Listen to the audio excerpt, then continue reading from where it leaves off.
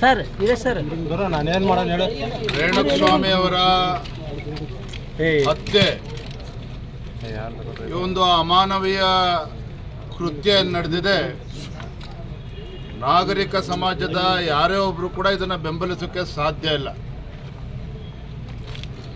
ಪ್ರತಿಯೊಬ್ಬರು ಕೂಡ ಈ ಘಟನೆಯನ್ನ ಅತ್ಯುಗ್ರವಾಗಿ ಖಂಡಿಸಬೇಕಾಗಿರ್ತಕ್ಕಂಥದ್ದು.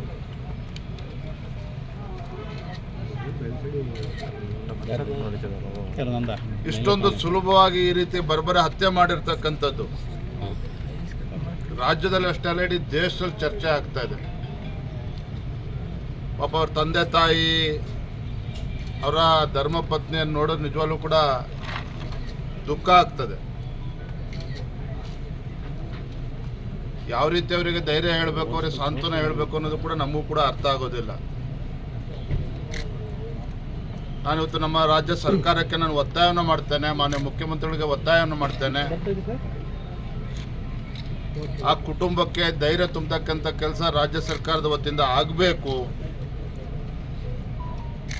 ರೇಣುಕಸ್ವಾಮಿ ಅವರ ಧರ್ಮಪತ್ನಿ ಏನಿದ್ದಾರೆ, ಪಾಪ 4 ತಿಂಗಳು ಗರ್ಭಿಣಿ. ಮುಂದಿನ ದಿನಗಳಲ್ಲಿ ಹೆಣ್ಮಗಳಿಗೆ ಒಂದು ಸರ್ಕಾರಿ ನೌಕರಿ ಉದ್ಯೋಗವನ್ನು ಕೊಡಬೇಕು ಮತ್ತು ಸರ್ಕಾರ ಪರಿಹಾರವನ್ನು ಕೂಡ ಕೊಡಬೇಕು. ಮತ್ತು ತನಿಖೆ ನಡೀತಾ ಇದೆ. ಯಾರು ಎಷ್ಟೇ ದೊಡ್ಡ ವ್ಯಕ್ತಿಗಳು ಯಾರ್ಯಾರಿದ್ದಾರೆ ಅಂತೇಳಿ ಎಲ್ಲವೂ ಕೂಡ ಜಗಜ್ಜಾಹಿರ ಆಗಿದೆ. ಆದರೆ ತನಿಖೆ ಸರಿಯಾದ ರೀತಿಯಲ್ಲಿ ಆಗಬೇಕು. ಯಾವುದೇ ಒತ್ತಡಕ್ಕೆ ಮಣಿಯದೇನೆ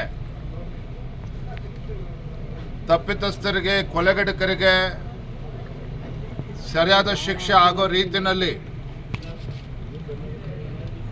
ತನಿಖೆ ಎಲ್ಲೂ ಕೂಡ ಸಡಿಲ ಆಗದೇನೆ ಸರಿಯಾದ ರೀತಿ ತನಿಖೆಯನ್ನು ಕೂಡ ನಡೆಸಬೇಕು ಮತ್ತು ತಪ್ಪಿತಸ್ಥರು, ಕೊಲೆಗಡಕರಿಗೆ ಸರಿಯಾದ ಶಿಕ್ಷೆನೂ ಕೂಡ ಆಗಬೇಕು. ಇದನ್ನು ನಾವು ಆಗ್ರಹವನ್ನು ನಾವು ಮಾಡ್ತಾ ಇದ್ದೇವೆ. ಇಡೀ ದೇಶದಲ್ಲಿ ಈ ವಿಚಾರ ಚರ್ಚೆ ಆಗ್ತಾ ಇದೆ. ರಾಜ್ಯ ಸರ್ಕಾರ ಇನ್ನೂ ಕೂಡ ಹೆಚ್ಚು ಗಂಭೀರವಾಗಿ ತೆಗೆದುಕೊಂಡು, ಇದರಲ್ಲಿ ರಾಜಕೀಯ ಬೆರೆಸೋದಕ್ಕೆ ನಾವು ಇಚ್ಛೆ ಪಡೋದಿಲ್ಲ. ಆದರೆ ತನಿಖೆಯನ್ನು ಆಗ್ತಾ ಇದೆ, ಯಾವುದೂ ಕೂಡ ವ್ಯತ್ಯಾಸ ಆಗದೇನೆ, ಯಾವುದೇ ಒತ್ತಡಕ್ಕೆ ಮಾಡ್ದೇನೆ ಸರಿಯಾದ ರೀತಿ ತನಿಖೆ ಆಗಬೇಕು ಅಂತ ನಾನು ಈ ಸಂದರ್ಭದಲ್ಲಿ ಆಗ್ರಹವನ್ನು ನಾನು ಮಾಡ್ತಾ ಇದ್ದೇನೆ. ಮಾನ್ಯ ಮುಖ್ಯಮಂತ್ರಿಗಳು ತತ್ಕ್ಷಣ ಪರಿಹಾರ ಕೊಡ್ತಕ್ಕಂಥ ನಿಟ್ಟಿನಲ್ಲಿ ನಿರ್ಧಾರವನ್ನು ಕೈಗೊಳ್ಳಬೇಕು. ಯಾಕೆ ಇವತ್ತಿಗೂ ಕೂಡ ಯಾರೂ ಕೂಡ ಸಚಿವರು ಯಾರೂ ಕೂಡ ಭೇಟಿಯನ್ನು ಕೊಟ್ಟಿಲ್ಲ. ಇವತ್ತು ಮಾನ್ಯ ಪರಮೇಶ್ವರ್ ಬರ್ತಾರೆ ಅನ್ನೋ ಮಾಹಿತಿನೂ ಕೂಡ ಸಿಕ್ಕಿದೆ.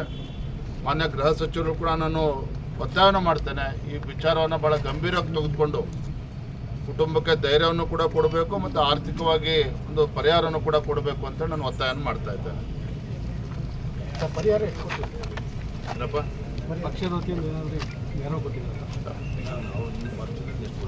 ಪಕ್ಷದಿಂದ ನಾವು 2 ಲಕ್ಷ ರೂಪಾಯಿನ ನಾವು ಇವತ್ತು ನೀಡಿದ್ದೇವೆ. ಅದೇ ಪರಿಹಾರದ ಜೊತೆಗೆ ಇವತ್ತು ಸರ್ಕಾರಿ ಉದ್ಯೋಗ ಕೂಡ ಕೊಡಬೇಕಾಗಿರ್ತಕ್ಕಂಥ ಭಾಳ ಅವಶ್ಯಕತೆ ಇದೆ. ಹಾಗಾಗಿ ಈ ವಿಚಾರವನ್ನು ಭಾಳ ಗಂಭೀರವಾಗಿ ತೆಗೆದುಕೊಳ್ಬೇಕು. ನಾನು ಕೂಡ ಮಾನ್ಯ ಮುಖ್ಯಮಂತ್ರಿಗಳು ಒತ್ತಾಯವನ್ನು ಮಾಡ್ತಾ ಇದ್ದೇನೆ.